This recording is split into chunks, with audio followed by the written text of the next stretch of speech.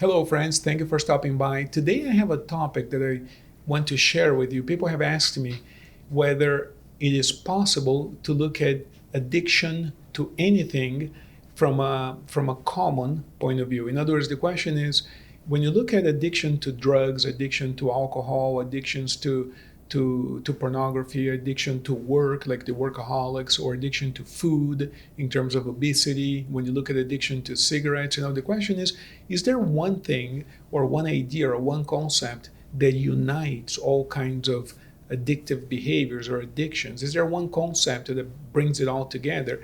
And I think there are a couple of ideas that are really, really important here. I can think of two that I have worked with over the years at the office and have helped many hundreds of people, thousands of people perhaps, overcome all kinds of different addictions. And it isn't even necessary to get into the nitty gritty details of what you're addicted to.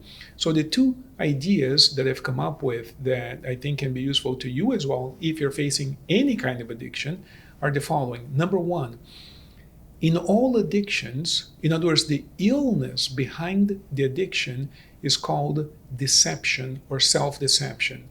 Think about it. So, we think of an addiction in itself as being an illness, a form of illness. In other words, in other words, when you look at an alcoholic, for instance, we don't think that the person has a weak character. We don't think of the person as being immoral. It used to be the case that society used to think of alcoholics as being immoral people, weak character. We don't think that way anymore. Today we know that it's an illness. But they think that the illness is the addiction itself. We say that the illness is one of self-deception. In other words, we're lying to ourselves every time we entertain the addiction. And here's what I mean by it. In every case, the object of our addiction, the object, for the alcoholic is the alcohol, for the drug user is the drug, for the person addicted to pornography is the pornography itself. In other words, whatever it is that you're addicted to, we call that the object of addiction, right? Whatever that thing is, it could be another person. It could be a pattern of thoughts, thinking of yourself as a poor victim, right? We're addicted to thinking of ourselves as a poor victim that could never be better in life. Whatever the object of our addiction is, there's a promise there.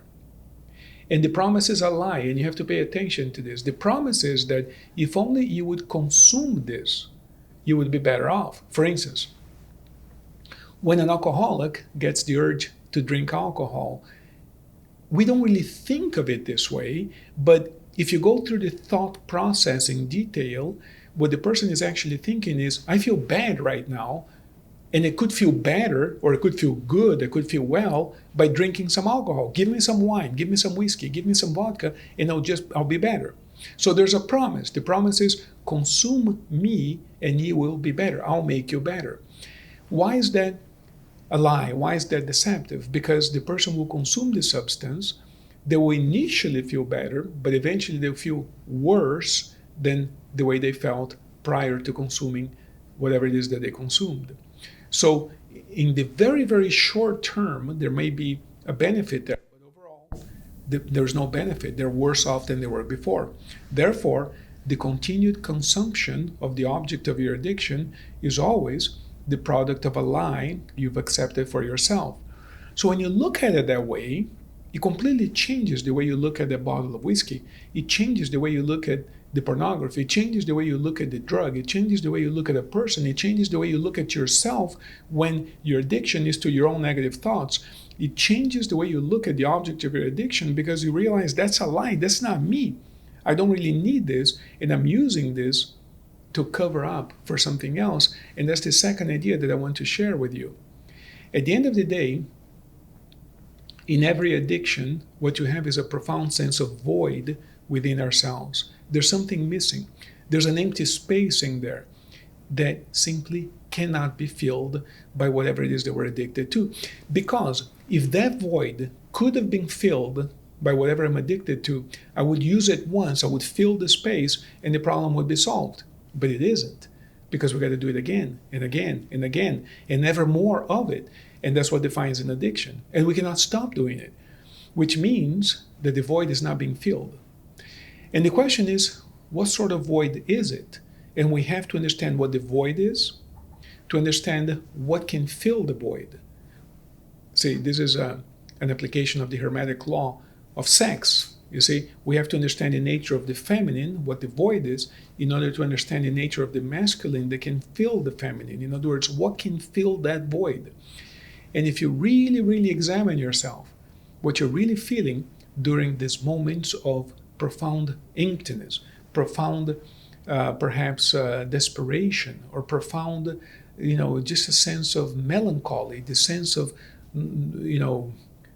doom or gloom in some cases, which then drive us into the addictive behavior, right? If you pay attention to that feeling, you're going to realize that there's absolutely nothing in the physical world that can take the feeling away, because the void is, for lack of a better word, of a spiritual nature. Therefore, only something spiritual can fill it. And here I'm not talking about religion. I'm talking about light as you see it.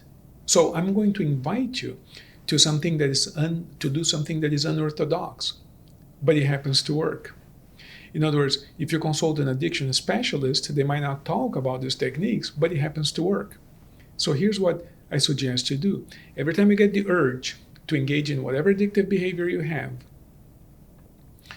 realize that what you're really craving cannot be achieved by consuming anything from the physical world. It simply cannot. What you have is a profound sense of spiritual void.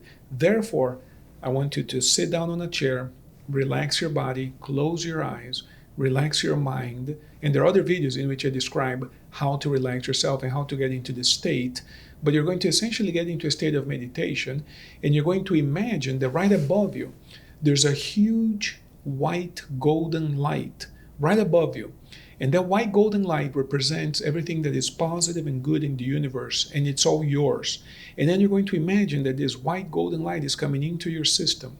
And you're going to, notice my words, you're going to imagine it, you're going to visualize, you're going to imagine and feel it, or imagine that you're feeling the light coming into you, because your imagination is actually very powerful.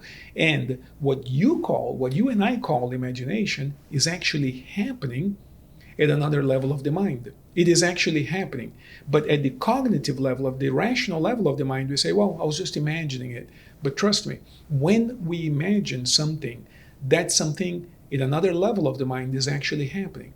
So when I imagine a huge amount of white golden light right above me coming into my system, that is actually happening. And I'm going to imagine that light coming into my physical body and communicating with every cell in my body and healing every cell. And then I'm going to imagine the light coming into my mind and healing every thought in my mind. And then I'm going to imagine the light, because the light is infinitely abundant. It keeps on coming in. So now it comes into my heart and heals every feeling that I have in my heart.